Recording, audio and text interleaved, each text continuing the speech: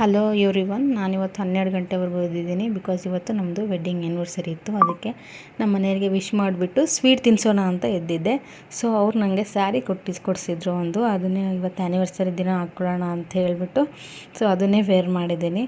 ಮತ್ತು ಯಾವಾಗಲೂ ನನಗೆ ಹೇಳೋರವರು ಒಂದು ಜೊತೆ ಜುಮ್ಕಿ ಕೊಡಿಸಿದ್ರು ಗೋಲ್ಡು, ಅವನ್ನ ಹಾಕೋ ಅಂತ ಹೇಳಿದ್ರು. ಸೊ ಇವತ್ತು ಅವ್ರ ಆಸೆ ಹಂಗೆ ಅವನ್ನೇ ಹಾಕ್ಕೊಳ್ಳೋಣ ಅಂತ ಹೇಳ್ಬಿಟ್ಟು ಅವ್ರು ಕೊಡಿಸಿರೋ ಎಲ್ಲ ಗೋಲ್ಡ್ ಜ್ಯುವೆಲರ್ಸನ್ನು ಇವತ್ತು ವೇರ್ ಮಾಡಿದ್ದೀನಿ. ಸೊ ನಾವು ರೆಡಿ ಆಗಿಬಿಟ್ಟು ದೇವಸ್ಥಾನಕ್ಕೆ ಹೊರಟ್ವಿ. ದೇವಸ್ಥಾನಕ್ಕೆ ಇಲ್ಲಿ ನಮ್ಮ ಮನೆ ಹತ್ರನೇ ಇರೋ ಇಲ್ಲೇ ಆಂಜನೇಯಂಗೆ ಹೋಗ್ಬಿಡೋಣ, ಮತ್ತು ಆಫೀಸ್ಗೆ ಹೋಗಿ ಟೈಮ್ ಆಗುತ್ತೆ ಅಂತ ಹೇಳ್ಬಿಟ್ಟು ನಾನು ನಮ್ಮ ಮನೆಯವರು ಹೊರಟ್ವಿ.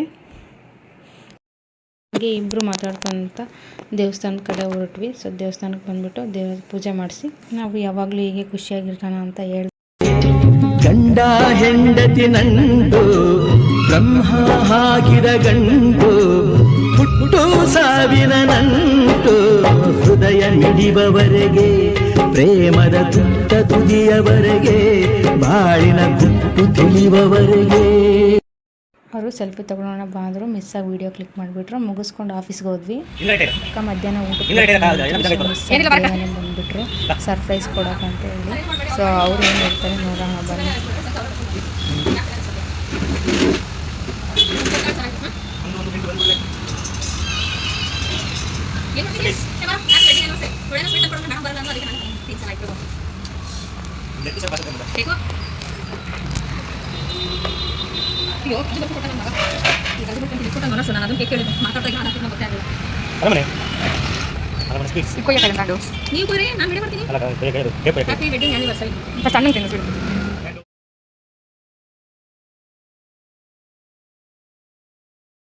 ನಮ್ಮ ಅಕ್ಕ ಚಾಕ್ಲೇಟ್ಸ್ ಕೇಕ್ ಎಲ್ಲ ತಂದಿದ್ರು. ಸೊ ನಮ್ಮಿಬ್ರದ್ದು ಕೇಕ್ ಕಟ್ ಮಾಡ್ರಿ ಅಂತ ಅಂದರು.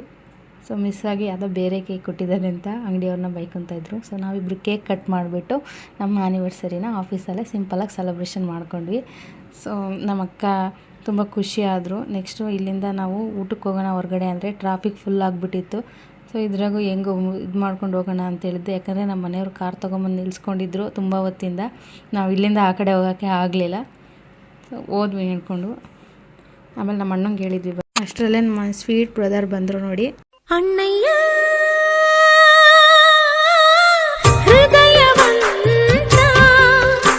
ಹಾಗೆ ನಮ್ಮ ಅಣ್ಣನೂ ಕರ್ಕೊಂಡ್ಬಿಟ್ಟು ನಾವು ಜೊತೆಲಿ ಎಲ್ಲ ಊಟಕ್ಕಂತ ಹೇಳಿ ಹೊರಗಡೆ ಹೋದ್ವಿ. ಇಲ್ಲೆಲ್ಲೂ ಬೇಡ ದುರ್ಗದಲ್ಲಿ ಅಂಥೇಳಿ ನಮ್ಮ ಫೇವ್ರೆಟ್ ಡಾಬಾ ಒಂದಿತ್ತು ಕ್ಯಾದಿಗೆರೆ ಹತ್ರ ಹೇಳಿ. ಅದರಿಂದ ದುರ್ಗದಿಂದ ಸ್ವಲ್ಪ ದೂರ ಇದೆ, ಅಲ್ಲಿಗೆ ಹೋಗೋಣ ಅಂತೇಳಿ ಹೊರಟ್ವಿ. ನಾನು ನಮ್ಮ ಮನೆಯವರು, ನಮ್ಮ ಅಣ್ಣ ಮತ್ತು ನಮ್ಮ ಅಕ್ಕ ಇಷ್ಟು ಜನನೂ ಹೊರಟ್ವಿ. ಸೊ ಈಗ ನೋಡ್ತಾ ಇದ್ದೀರಲ್ಲ, ಈ ಹೈವೇಲಿ ನಾವು ಇಷ್ಟಪಡಬೇಕಾದ್ರೆ ತುಂಬ ಸತಿ ಓಡಾಡ್ತಾ ಇದ್ವಿ. ಸೊ ಅದೆಲ್ಲ ಒಂಥರ ಸ್ವೀಟ್ ಮೆಮೊರೀಸ್ ಅನ್ಕೊತ ನಾವೆಲ್ಲ ಜೊತೆಗೆ ಮಾತಾಡ್ಕೊತ ಹೋಗ್ತಾಯಿದ್ವಿ. ನಮ್ಮ ಮನೆಯವ್ರು ಕೂಡ ಎಲ್ಲ ಹೇಳ್ತಾಯಿದ್ರು ಅವರಿಗೆ ಇಲ್ಲೆಲ್ಲ ಓಡಾಡ್ತಾ ಇದ್ವಿ ಅಂತ ಹೇಳಿ.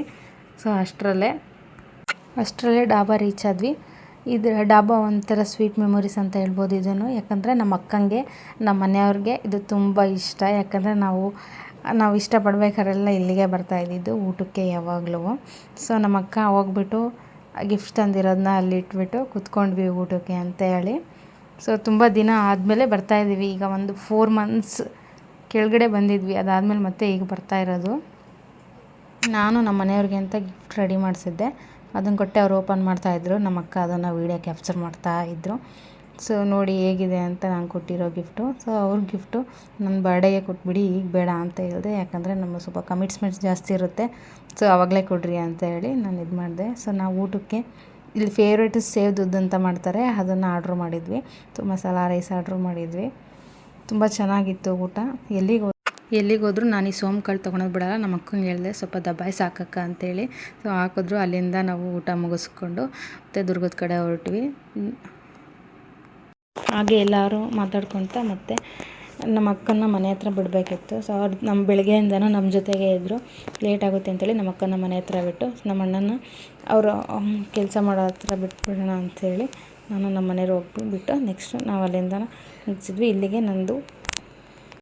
ಇಲ್ಲಿಗೆ ನನ್ನ ಆ್ಯನಿವರ್ಸರಿ ಲಾಗ್ ಕಂಪ್ಲೀಟ್ ಆಯಿತು.